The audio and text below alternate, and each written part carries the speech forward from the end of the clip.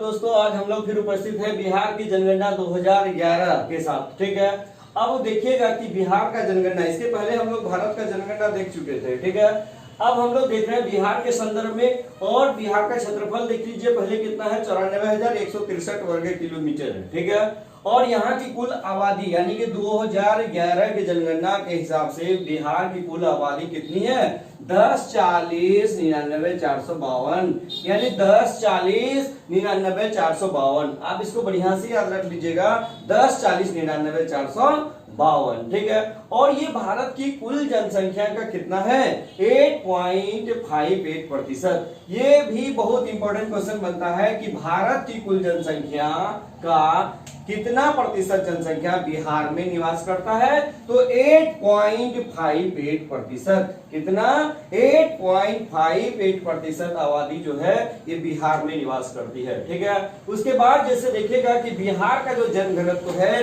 ये भारत में सर्वाधिक है, तो ये कितना है, तो ये 1106 व्यक्ति प्रति वर्ग किलोमीटर, यानी कि बिहार में प्रति वर्ग किलोमीटर क्षेत्रफल में रहने वाले लोगों की संख्या कितनी है, 1106 है। ठीक है, कितना है, 1106, और सबसे कम अरुणाचल प्रदेश का जो कि 17 है। ठीक है, उसके बाद देखिएगा बिहार का लिंगानुपात कितना है, 918/1000। इसका मतलब क्या हुआ कि प्रति 1000 पुरुष पर महिलाओं की जो संख्या होती है उसे ही हम लोग लिंगानुपात कहते हैं, और ये लिंगानुपात बिहार का कितना है, 918। 1000 पुरुष पर बिहार में महिलाओं की संख्या कितनी है, 918। ठीक है, उसके बाद देखिएगा बिहार का साक्षरता ये 61.8%, यानी कि देखिए ये साक्षरता की दृष्टि से यदि बिहार का स्थान पूछा जाए तो सबसे अंत में है। ठीक है, यानी सबसे पीछे, यानी कि बिहार में साक्षरता दर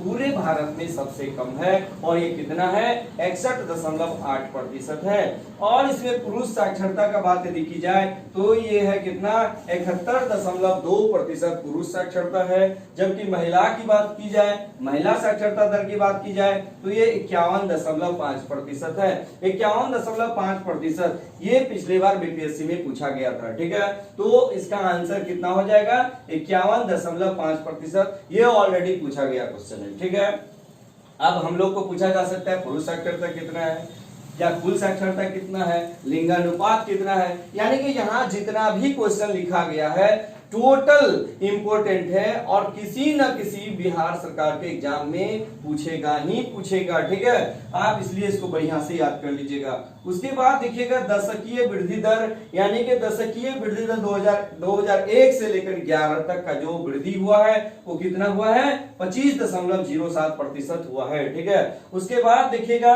अगला पॉइंट में क्या है, शिशु लिंगानुपात। शिशु लिंगानुपात कितना है, ये शिशु लिंगानुपात 935 है, यानी कि शिशु लिंगानुपात का मतलब क्या हुआ, प्रति 1000 जो पुरुष है, यानी पुरुष क्या कहते हो, बच्चा है, उसमें बच्चों की संख्या कितनी, 935 है। और ये भी बात जान लीजिए, ये भी क्वेश्चन पूछा हुआ है, पिछले बार ये भी क्वेश्चन पूछा था, यानी कि यहां से दो क्वेश्चन टकरा गया था कि महिला साक्षरता 51.5% और शिशु लिंगानुपात कितना, 935। ये दो क्वेश्चन पिछले बार इस चैप्टर से पूछा गया था। ठीक है, इसलिए सतर्क हो जाइए निश्चित रूप से। उसके बाद जो बचा है आप वो बढ़िया से याद कर लीजिए, वो कहीं ना कहीं ये से 1 या 2 क्वेश्चन पूछेगा ही। ठीक है, उसके बाद देखिएगा सर्वाधिक जनसंख्या वाले जिले, यानी कि आप जैसे देखिए सर्वाधिक जनसंख्या किस जिले का है, तो सबसे पहले 1 नंबर में पटना और 2 नंबर में पूर्वी चंपारण। कम से कम 2 जिले जरूर याद रख लीजिएगा।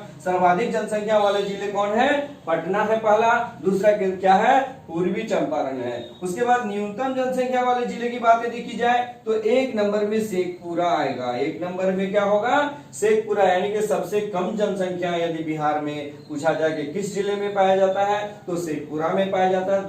उसके बाद शिवहर का स्थान आता है, यानी कि सबसे कम जनसंख्या जो है पाया जाता है जिला कौन सा, सबसे कम जनसंख्या वाला जिला 1 नंबर में शेखपुरा, और उससे थोड़ा सा ज्यादा पाया जाता है कहाँ, शिवहर में। ठीक है, उसके बाद सर्वाधिक साक्षरता वाले जिले की बात यदि की जाए तो ये हो जाएगा आपका रोहतास, जहां कितना है 73.37% वहां साक्षर लोग हैं, ठीक है। उसके बाद दूसरे नंबर पर पटना जो कि 70.68% है, ठीक है। ये याद रखिएगा। सर्वाधिक साक्षर जिला कौन सा है, तो रोहतास है। सबसे कम साक्षर जिला कौन है, यानी न्यूनतम साक्षरता वाला जिला कौन है, पूर्णिया है, ठीक है। और सर्वाधिक जनघनत्व वाला जिला कौन सा है, तो ये शिवहर है। शिवहर में कितना है, 1880 व्यक्ति, ठीक है। यानी कि देखिए सर्वाधिक जनघनत्व वाला जिला क्या है, 1880 व्यक्ति प्रति वर्ग किलोमीटर।